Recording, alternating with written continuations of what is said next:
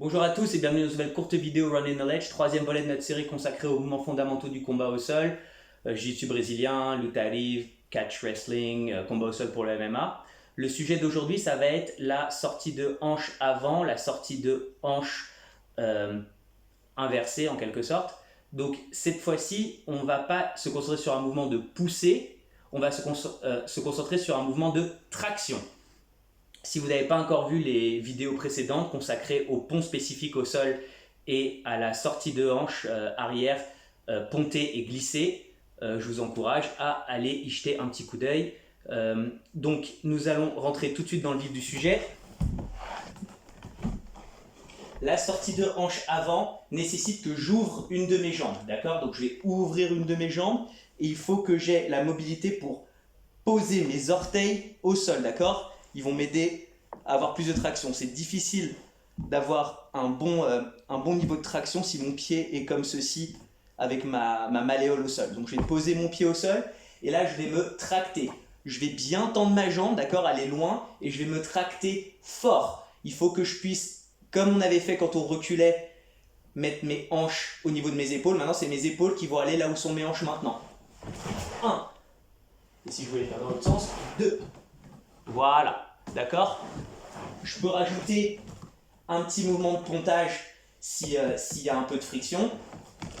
1, 2. Donc, quelle est l'utilité de ce mouvement? L'utilité de ce mouvement, c'est qu'il va nous aider à créer des angles quand on est contrôlé par notre adversaire, en 100 kg par exemple. Et il va aussi être d'une grande utilité en demi-garde afin de charger notre adversaire. Il va nous aider à charger l'adversaire et combiné avec le pont et avec surtout la sortie de hanche classique, il va nous permettre de nous retrouver au-dessus. Donc maintenant, je vais vous montrer comment on l'utilise quand on est défendu. Donc il va falloir faire preuve d'un petit peu d'imagination. Je suis désolé, on est en période de coronavirus, je pense que vous êtes tous au courant.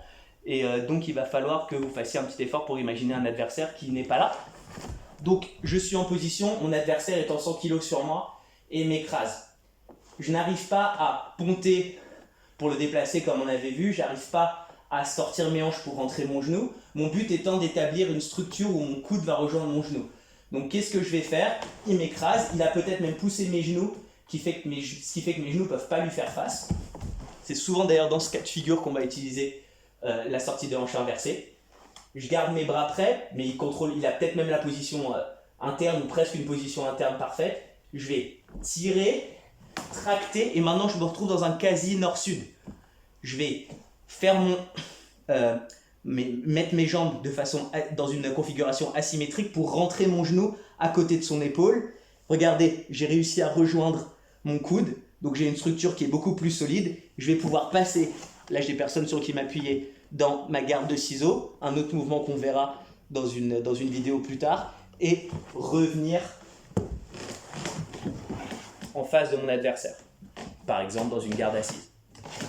Boum. Et on verra comment travailler depuis là.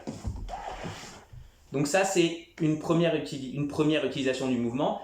Une autre utilisation du mouvement, ça va être en demi-garde. Si j'ai réussi à capturer la jambe de mon adversaire entre mes jambes, à venir chercher ses hanches, à venir chercher son pantalon, sa jambe, mais que j'ai du mal à rentrer à l'intérieur, en utilisant ce mouvement, d'accord, de sortie de hanche inversée, je vais pouvoir le charger sur moi. Et maintenant, je n'ai plus qu'à effectuer une sortie de hanche classique.